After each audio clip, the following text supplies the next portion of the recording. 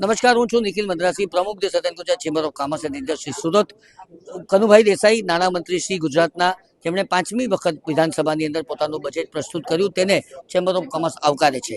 ગરીબ મધ્યમ વર્ગ અને ઉદ્યોગને વિકાસ આપનારું આ પ્રવૃત્તિશીલ બજેટ છે, તેમ કહું તો ખોટું નથી. આ એટલા માટે કહી શકું છું કારણ કે સ્ટાર્ટઅપની અંદર સુરતનો સમાવેશ તો ઓલરેડી છે જ, પરંતુ રિજનલ સેન્ટરના માધ્યમ દ્વારા તેને કનેક્ટ કરવાને કારણે સુરતના જે નવા ઉદ્યોગ સાહસિકો છે તેને પ્રોત્સાહન મળશે. આ ઉપરાંત 25 જીઆઈડીસીને સ્માર્ટ બનાવવાના પ્રયત્નો કરવામાં આવશે. સ્માર્ટ જીઆઈડીસી એટલે શું? 24 કલાક uninterrupted power supply, cement કોન્ક્રીટના road, વૃક્ષારોપણ, આ ઉપરાંત ઔદ્યોગિક શાંતિ.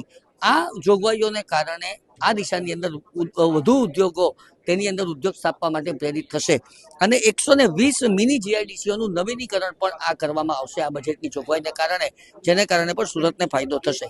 એક્સપોર્ટ પ્રમોશન કાઉન્સિલની સ્થાપનાની સાથે જ ગુજરાતની નિકાસની પ્રવૃત્તિને વેગ પ્રાપ્ત થશે અને રિન્યુએબલ એનર્જીનો મહત્તમ ઉપયોગ કરી કાર્બન ઉત્સર્જનમાં ઘટાડો કરવા માટેની જોગવાઈ પણ આ બજેટમાં કરવામાં આવી છે. અને સૌથી વધારે આવકારદાયક બાબત એ છે કે લગભગ 3,15,000 આવાસો પ્રધાનમંત્રી આવાસ યોજના દ્વારા આપવામાં આવશે, જેમાં પણ સુરતનો સમાવેશ કરવામાં આવ્યો છે, જેને કારણે સુરતને ખૂબ લાભ પ્રાપ્ત થશે એવું અમે માનીએ છીએ.